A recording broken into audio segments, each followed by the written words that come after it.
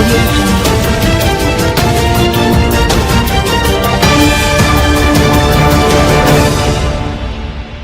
देश में कोरोना के 6,561 केस, 11 राज्यों में 65 की मौत। केंद्र का निर्देश, राज्य पर्याप्त ऑक्सीजन और बेड की व्यवस्था करें। देश भर में कोरोना वायरस के एक्टिव केसों की संख्या 6,491 पहुंच गई है। बीते 24 घंटे में 358 नए केस सामने आए हैं। केरल में सबसे ज्यादा 1957 केस हैं। इसके बाद गुजरात में 980, पश्चिम बंगाल में 747 और दिल्ली में 728 एक्टिव मामले हैं। कोरोना से मरने वालों की संख्या भी तेजी से बढ़ रही है। स्वास्थ्य विभाग के मुताबिक जनवरी 2025 से अब तक 11 राज्यों में कोरोना से 65 मरीजों की मौत हुई है। इनमें से 58 मौतें बीते 10 दिन में हुई हैं। एक हफ्ते से हर दिन औसतन 5 से 6 की जान जा रही है। हालांकि रविवार को एक भी मौत नहीं हुई है। स्वास्थ्य विभाग के ऑफिशियल सोर्स के मुताबिक कोरोना के बढ़ते केसों के बीच केंद्र सरकार तैयारियों की मॉक ड्रिल कर रहा है। सभी राज्यों को ऑक्सीजन, आइसोलेशन बेड, वेंटिलेटर और जरूरी दवाओं की पर्याप्त व्यवस्था करने के निर्देश दिए गए हैं। राज्य से कोरोना अपडेट। गुजरात राज्य सरकार ने कहा, हम कोविड से लड़ने के लिए पूरी तरह से तैयार हैं। अस्पतालों में बेड, वेंटिलेटर और आईसीयू बेड की व्यवस्थाएं कर ली हैं। हम अलर्ट पर हैं,